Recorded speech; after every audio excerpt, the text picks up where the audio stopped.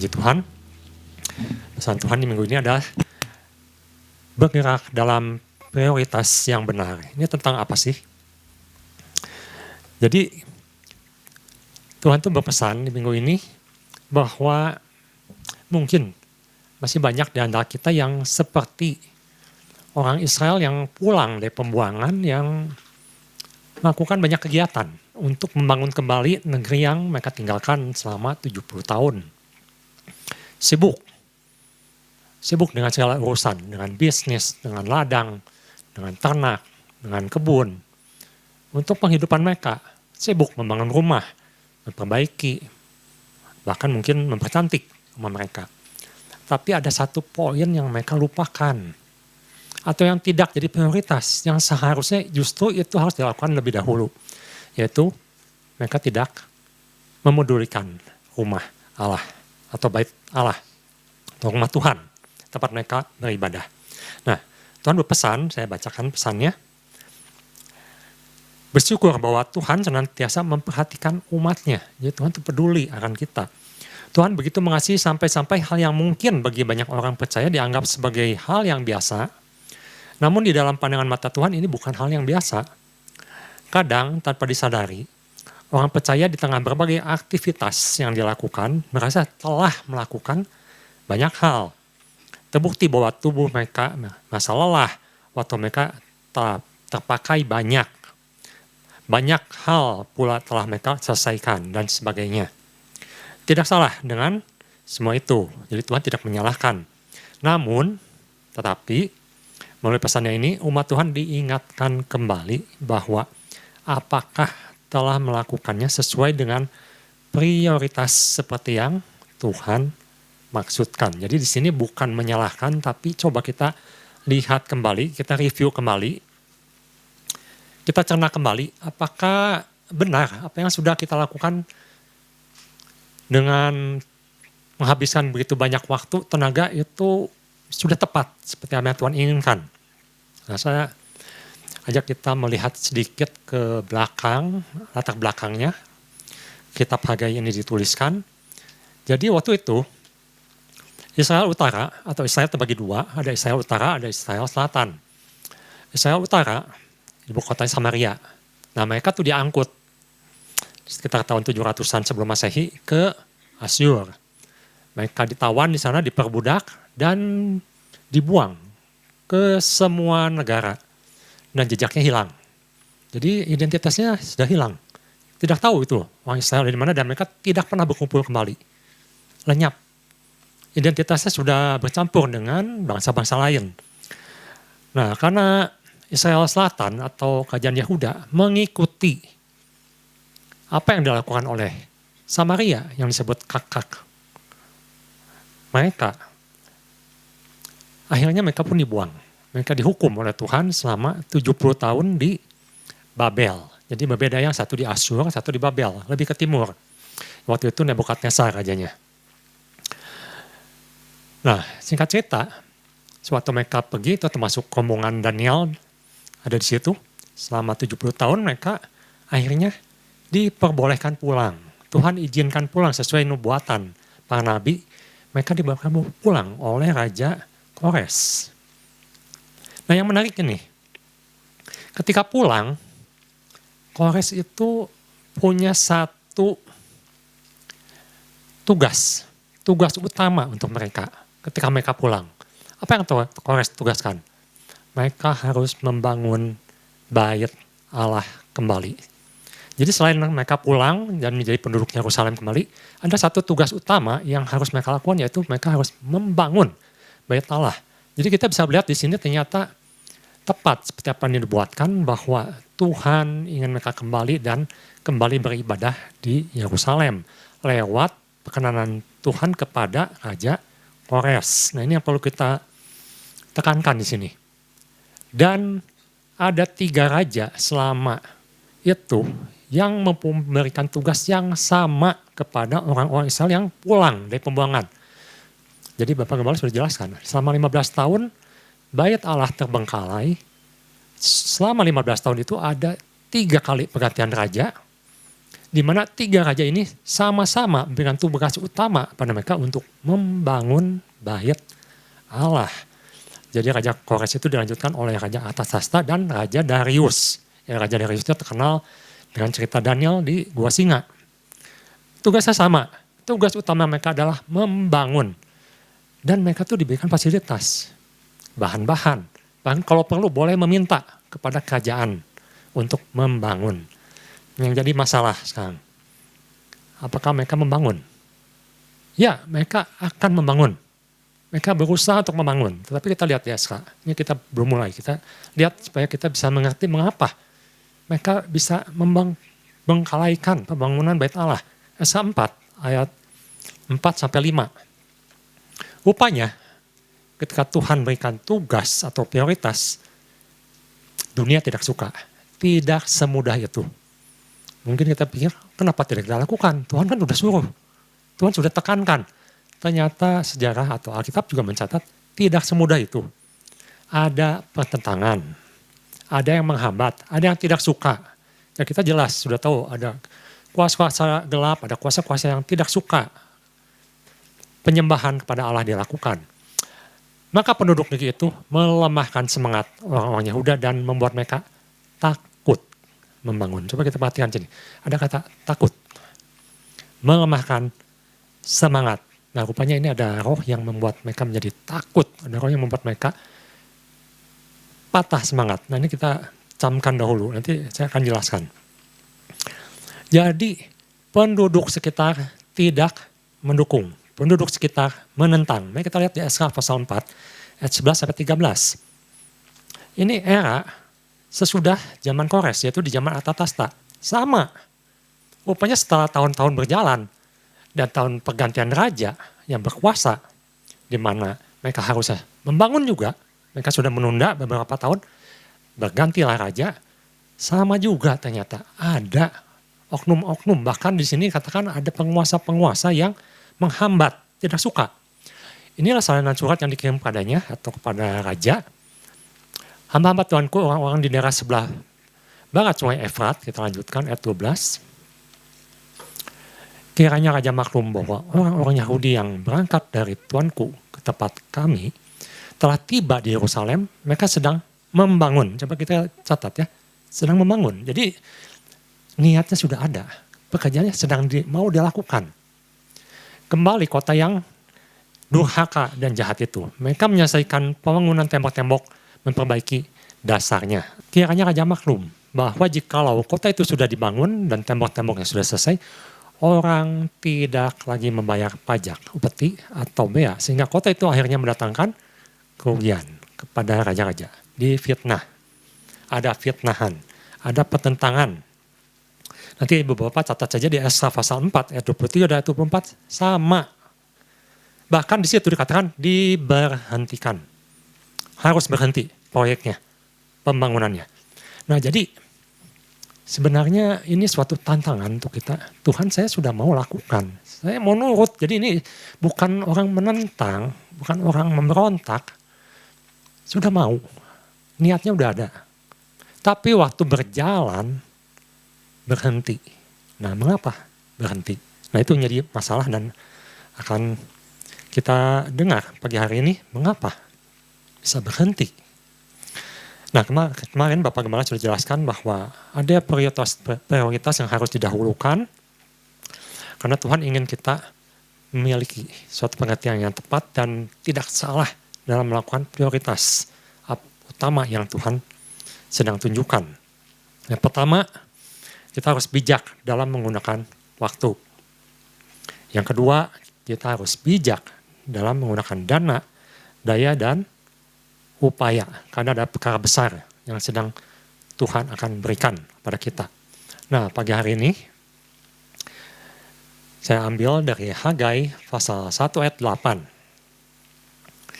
Ini baiknya dibaca 1-2 pasal lengkap karena ini sangat pendek pasalnya. Kalau baca 1-2 pasal akan jauh lebih lengkap ceritanya. Tapi saya ambil penekanannya di Hagai pasal 1 ayat 8.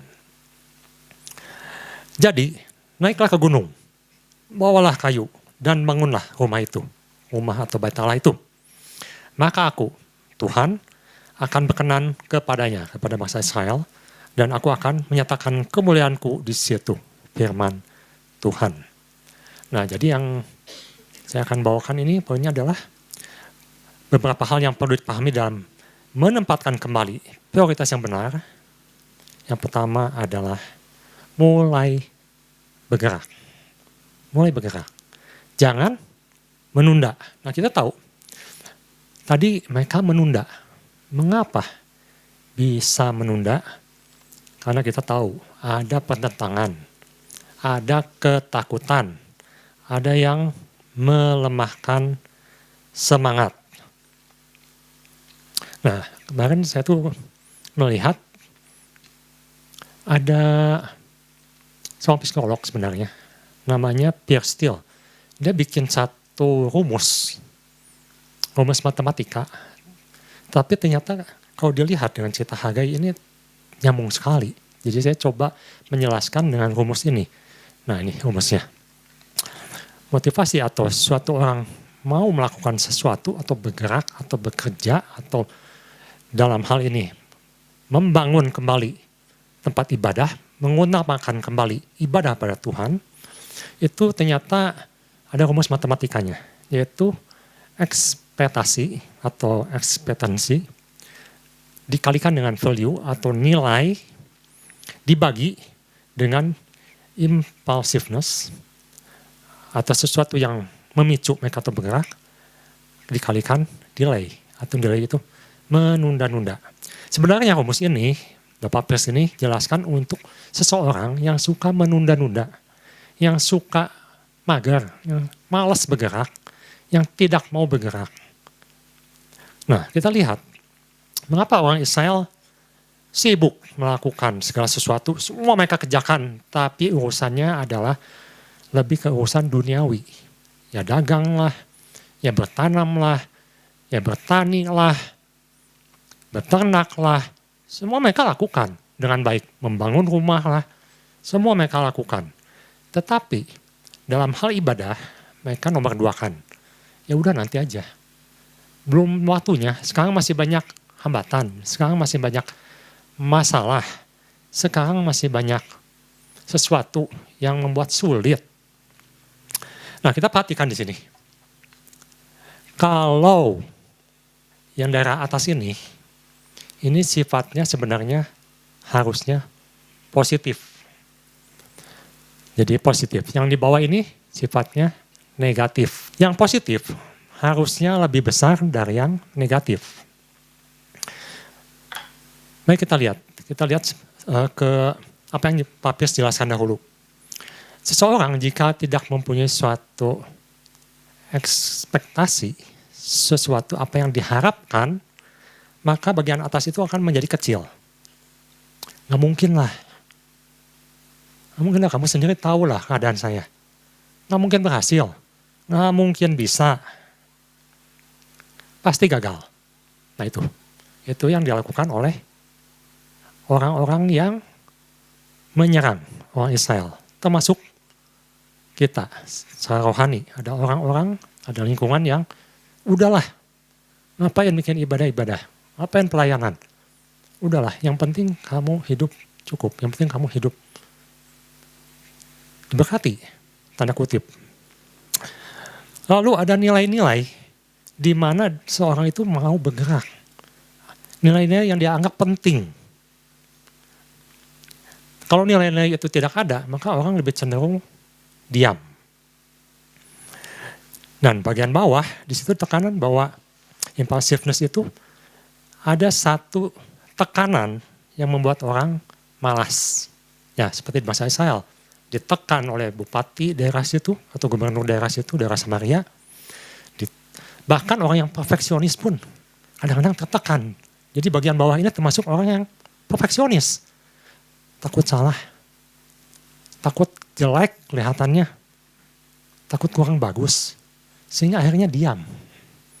Ada ketakutan-ketakutan, ada kekhawatiran-kekhawatiran, ada yang pemberontakan. Aku gak suka, aku gak mau. Sehingga daerah bawah atau yang negatif menjadi besar. Juga ada penundaan-penundaan. Malas ah. Nanti aja. Yang penting ini dulu. Hobi dulu. Mau istirahat dulu. Saya nggak mau melayani dulu. Saya pengen santai dulu. Nggak mau dikritik. Kalau saya kerjakan nanti saya disalahin. Mendingan nggak ambil tanggung jawab. Nggak ada yang nyalahin. Nah itu. Bagian bawah. Nah itu ya. Mari kita lihat secara rohani. Bagian yang paling penting sebenarnya di sini adalah ekspektasi. Itu menyangkut iman. Mengapa menyangkut iman? Karena kalau imannya 0, kita ekstrim, misalnya pakai perumpamaan 0, maka ibu bapak tahu 0 kali sesuatu itu kan hasilnya 0. 0 dibagi sesuatu itu hasilnya 0. Artinya semuanya akan sia-sia. Orang yang tidak punya iman, yang tidak punya kepercayaan kepada Tuhan, yang tidak percaya Tuhan, sanggup melakukan, maka hasilnya akan 0. Tidak akan ada apa-apa, nihil. Tetapi kalau imannya kecil, atau beberapa bahasa yang katakan small faith, kecil kali sesuatu dibagi sesuatu yang besar, sesuatu yang hambatannya lebih besar, malasnya lebih besar, hasilnya akan kecil. Mari kita lihat dari Hagai pasal 1 ayat 13. Maka berkatalah Hagai, utusan Tuhan menurut pesan Tuhan pada masa itu demikian, aku ini menyertai kamu, demikianlah firman Tuhan. Sebenarnya Tuhan berikan ekspektasi, pengharapan. Pengharapan dalam bentuk apa? Janji Tuhan. Tuhan katakan, bergerak, lakukan, prioritaskan pembangunan rumah Allah. Kenapa? Karena aku akan menyertai. Memang betul, banyak tantangan, banyak sesuatu yang sulit, tapi Tuhan katakan, aku akan menyertai engkau. Ketika Nabi Hagai mencatat, dan juga kalau kita lihat nanti di kisah lainnya, seperti di Nehemia, kita tahu bahwa ada atau masih ada teman-teman seiman, orang-orang yang mendukung atau menguatkan. Mari kita lihat di sini. Di sini ada yang disebut dengan Zerubabel. Atau kita lihat ayat 12 ya. Ada yang namanya Zerubabel. Siapa Zerubabel? Zerubabel ini adalah bupati. Terjemahan mengatakan governor atau gubernur yang dipercayakan untuk kota Yerusalem atau Israel, daerah Israel. Nah, Zerubabel ini disuruh Tuhan bersama dengan imam yang namanya Imam Yosua bin Yosadak. Nah, mereka itu menguatkan rakyat untuk mari kita bangun kembali Bait Allah. Bahkan dicatat juga di situ nanti ada ahli kitab dan juga dilibatkan di situ seperti Esra dan juga Nehemia yang nanti sama-sama juga membangun baik Bait Allah maupun tembok Yerusalem. Jadi ada orang-orang yang menguatkan. Karena kenapa mereka bisa menguatkan? Karena mereka percaya janji Tuhan. Dikatakan bahwa Tuhan akan menyertai. Kita kenal dari Perjanjian Baru, itu istilahnya namanya Immanuel. Tuhan menyertai. Dengan kata lain, mereka membangkitkan semangat kembali. Mari kita lihat Hagai pasal 1 ayat 14. Tuhan menggerakkan semangat Zerubabel bin Setiel, Bupati Yehuda, dan semangat Yosua bin Yosadak, imam besar, dan semangat selebihnya dari bangsa itu. Maka datanglah mereka lalu melakukan pekerjaan pembangunan rumah Tuhan semesta alam. Semangatnya dibangkitkan kembali, ekspektasinya dibangun kembali. Nah ini yang harus kita miliki. Dibangun kembali semangatnya, dikuatkan kembali semangatnya. Semangat yang sudah luntur, semangat yang sudah hilang karena takut, karena khawatir. Dan ada satu kesatuan hati. Kalau kita lihat di pasal 2 ayat 5, di sini dikatakan Tuhan menguatkan hati Zerubabel. Tuhan menguatkan hati Yosua bin Yosadak. Dan Tuhan menguatkan hati semua rakyat ada satu kesatuan. Nah, kita balik kepada tabel yang tadi. Jadi semangat itu harus dibangkitkan kembali. Perlu orang-orang atau saudara-saudara seiman yang mengingatkan kembali setiap janji Tuhan bahwa Tuhan pasti menyertai. Ini bisa kita dapatkan juga di situasi yang sulit, di situasi yang kelihatannya tidak mungkin, yang tidak ada jalan keluar. Kita perlu teman-teman seiman yang menguatkan kita kembali, menguatkan akan janji Tuhan. Hamba-hamba Tuhan akan menguatkan jemaat Tuhan. Ada nilai, value, nilai apa? Ada janji Tuhan yang diberikan. Baik, kita lihat di pasal 2 ayat 8. Ini suatu janji yang luar biasa di mana kita bisa semakin kuat di dalam melakukan prioritas yang Tuhan haruskan, karena Tuhan ada menyebutkan sesuatu di sini. Ada sesuatu janji, berkat yang Tuhan berikan.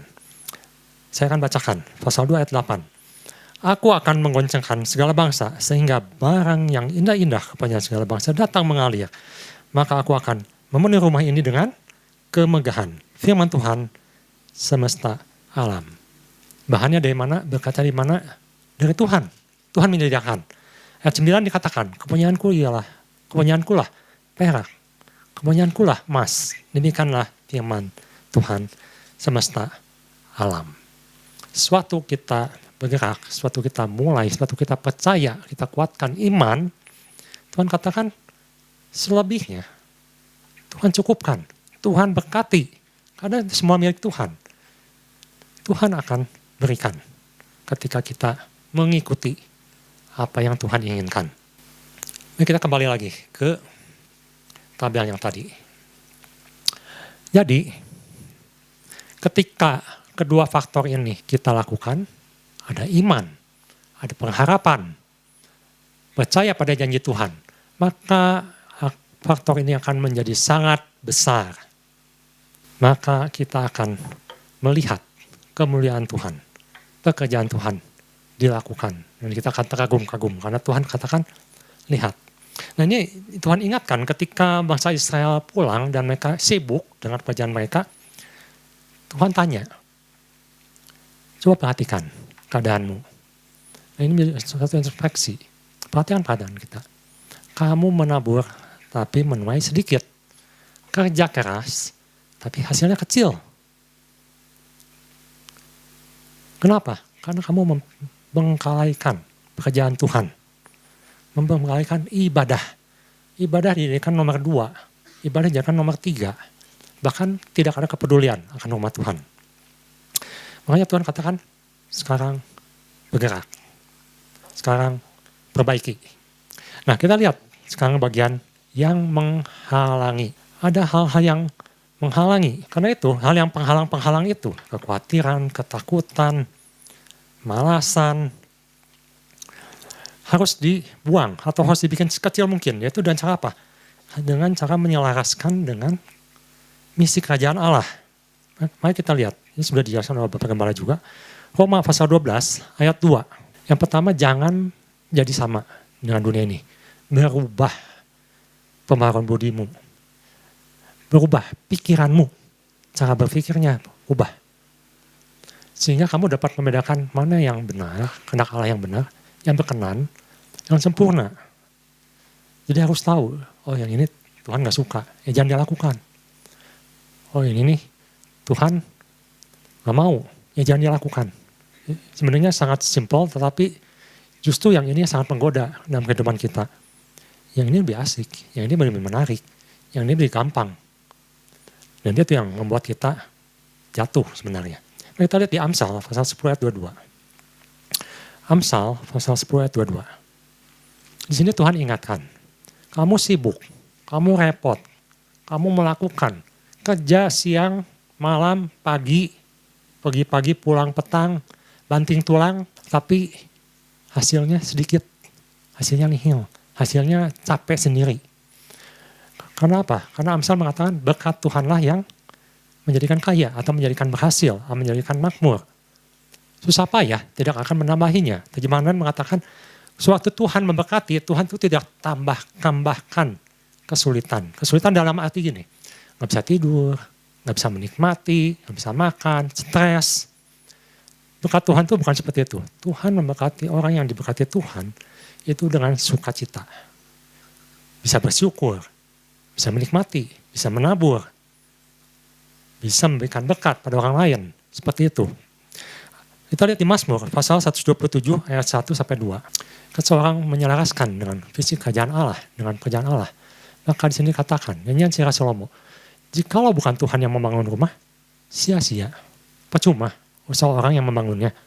Jikalau bukan Tuhan yang mengawal kota, sia-sia pengawal berjaga-jaga. Artinya, percuma kamu susah payah, percuma kamu melakukan ini itu, jungkir balik. Karena yang diinginkan hatimu atau pekerjaanmu adalah keinginan hatimu sendiri, bukan keinginan Tuhan. Jadi Tuhan percuma. Dan hasilnya orang Israel kerja, capek, tapi tidak mendapat berkat rohani, tidak mendapat berkat jasmani malah. Atau mungkin jasmaninya cukup dipenuhi, cukup puas secara jasmani, tapi jiwanya kosong. Jiwanya tidak terpuaskan, capek hati, capek segalanya. Nah Tuhan tidak ingin seperti itu, karena berkat Tuhan tidak seperti itu. Jadi kita harus belajar untuk menyelaraskan dengan apa yang Tuhan inginkan. Dan yang terakhir kita lihat, delay atau menunda. Kita lihat di Hagai pasal 1 ayat 8. Tuhan katakan, jadi sekarang, saat ini, lakukan, langsung, naiklah ke gunung. Bawalah kayu dan bangunlah rumah itu. Maka aku akan berkenan kepadanya. Dan aku akan menyatakan kemuliaanku di situ. Firman Tuhan. Jadi Tuhan katakan, sekarang. Jangan nanti, sekarang. Kapan Pak? Saya harus bergerak. Kapan Pak? Saya harus mulai melayani. Sekarang. Kapan Pak? Saya harus mulai beribadah. Sekarang. Jangan bulan depan. Jangan 2 minggu lagi. Sekarang. Lakukan sekarang. Apa yang bisa dilakukan, dilakukan. Apa yang kurang dalam ibadahmu, lakukan. Apa yang kurang dalam ibadah doamu, lakukan. Nah ini yang disebut dengan jangan menunda-nunda. Bergeraklah. Dan ini yang menjadi salah satu yang Tuhan inginkan ketika Tuhan berikan satu prioritas. Prioritas itu jangan ditunda-tunda. Jangan dibikin dengan banyak alasan. Karena Tuhan tahu hati kita. Tuhan tahu apa yang sebenarnya kita inginkan. Kita inginnya menghindar. Kita inginnya malas. Inginnya santai-santai. Tidak mau konflik. Tidak mau bergerak. Bahkan yang tadi yang perfeksionis takut disalahkan. Takut kelihatan jelek. Akhirnya lebih enak diam. Lebih enak masa bodoh. Nah itu pesan Tuhan yang bisa saya sampaikan. Jadi Tuhan ingin kita bergerak. Kapan? Sekarang. Prioritaskan sesuatu yang benar. Tuhan tahu kebutuhan kita. Tuhan tahu kebutuhan jasmani kita. Dan Tuhan katakan, lihat, ketika kita peduli pada ibadah, ketika kita peduli pada hal kerohanian, ketika kita peduli pada apa yang Tuhan suruhkan, kita prioritaskan, maka Tuhan katakan, aku akan memberkati sisanya. Aku akan memberkati keperluannya. Dan itu yang kita rindukan dan kita dapatkan di minggu ini. Tuhan Yesus memberkati.